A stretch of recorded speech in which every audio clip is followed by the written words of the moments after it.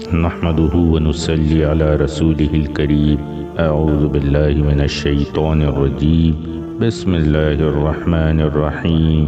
رب اشرح لي صدري ويسر لي أمري واحلل عقدة من لساني يفقهوا قولي. بسم اللہ الرحمن الرحیم. قرآن مجید فرقان حمید میں جتنی بھی دعاؤں کی تعلیمات اللہ پاک نے ہمیں دی ہیں، ایک تو قرآن مجید اللہ پاک کا کلام ہے، یعنی اللہ کی ذات سے نکلا ہوا کلام.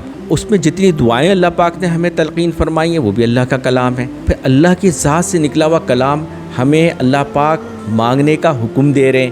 اور پھر رسول اللہ صلی اللہ علیہ وسلم یعنی قبولیت کی دوسری بڑی سند کہ رسول اللہ صلی اللہ علیہ وسلم نے اپنی زبان اقدس سے ان کلمات کو دعاؤں کے ادا کیا اور وہ پھر دوبارہ اللہ کی بارگاہ میں گئی اور مقبول ہوئیں.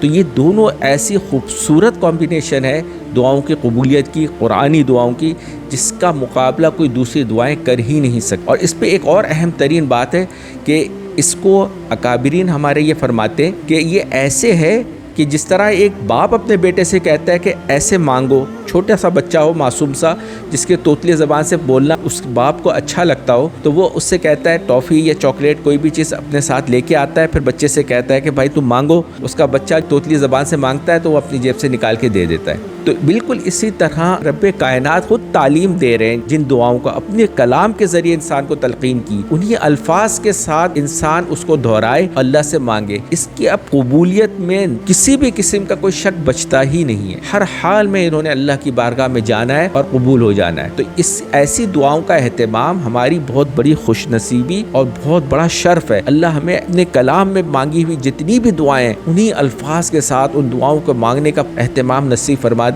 جتنے بھی ایمان والے مرد ہیں عورتیں، اللہ انہیں اس کی اہمیت کا احساس دلا دے. یہ بہت بڑی نعمت ہے جو قرآن پاک میں جگہ جگہ اللہ نے تعلیم دی ہے. تو اس کا اہتمام کریں. ان میں ایک دعا بہت ہی خصوصی طور پہ کہوں گا، جو شخص بھی اللہ نے اسے ہدایت کی نعمت سے نوازا، اپنا قرب عطا کیا، گناہوں سے توبہ کی توفیق سے نوازا اور اپنی طرف رجوع کی توفیق عطا فرمائی، اب اس کو چاہیے کہ قرآن پاک میں جو اللہ پاک نے ایک دعا تعلیم دی ہے، ربنا لا تزغ قلوبنا بعد اذ ہدیتنا وہب لنا من لدنک رحمہ انک انت الوہاب، اس کے ذریعے اللہ پاک سے ہمیشہ استقامت مانگتا رہے. یہ وہ دعا ہے جو اللہ پاک تعلیم دے رہے ہیں قرآن حمید میں. اور جس کو بھی اللہ نے ہدایت دی ہے، جس حد قدر بھی ہدایت دی ہے، اس سے اور آگے بڑھنے کے لیے، ہدایت والی زندگی پہ استقامت کے ساتھ جمع رہنے کے لیے اس دعا کا ضرور اہتمام کرے. ربنا لا تزغ قلوبنا بعد اذ ہدیتنا، اے اللہ مجھے تو گمراہ نہ کرنا. ربنا لا تزغ قلوبنا، میرے دل کو واپس پھیر مت دینا. بعد اذ ہدیتنا، اس کے بعد کہ تو نے مجھے ہدایت دے دی، مجھے سمجھ، عقل، شعور اور ہدایت کی طرف میرا رجوع فرمانے کے بعد دوبارہ میرے قلب کو اپنی نافرمانی اور کفر یا کسی بھی قسم کے گناہ کی طرف دوبارہ مت متوجہ کیجیے گا، میری حفاظت فرمائیے گا. ربنا لا تزغ قلوبنا بعد اذ ہدیتنا وہب لنا من لدنک رحمہ، اور عطا فرما مجھ پر اپنی رحمت. وہب لنا من لدنک رحمہ انک انت الوہاب، اور بے شک تو بہت زیادہ عطا کرنے والا رب ہے. ان الفاظ کے ساتھ اللہ سے ہدایت پہ استقامت، فرما برداری اور اطاعت پر استقامت کو اللہ سے مانگتے رہیں ساری زندگی. اللہ پاک یقینی طور پہ انشاءاللہ اس پہ قائب و دائم رکھے گا اور ہدایت اور ایمان ہی پہ اللہ پاک انشاءاللہ موت عطا فرمائے گا. اسی طرح ایک اور دعا اپنے ماں باپ کے لیے مانگنے کی اللہ پاک نے تلقین فرمائی. وہ سورہ بنی اسرائیل میں اللہ پاک نے والدین کے جو حقوق بتائے اس کے ساتھ اس دعا کی بھی تلقین فرمائی ہے کہ اپنے ماں باپ کے لیے ان الفاظ میں دعا مانگو. وَاخْفِضْ لَهُمَا جَنَاحَ الذُّلِّ مِنَ الرَّحْمَةِ وَقُلْ رَبِّ ارْحَمْهُمَا كَمَا رَبَّيَانِي صَغِيرًا. ان کے حق میں یہ دعا مانگو، وَقُلْ رَبِّ ارْحَمْهُمَا كَمَا رَبَّيَانِي صَغِيرًا. کیسے دعا کرو کہ اے میرے رب میرے ماں باپ پر ایسے ہی رحم فرما جیسے انہوں نے بچپن میں پالنے پوسنے کی تکلیفیں میرے لیے برداشت کی، بہت ہی زیادہ رحمت کے ساتھ، بہت ہی زیادہ نرمی اور مہربانی کے ساتھ ایسے ہی میرے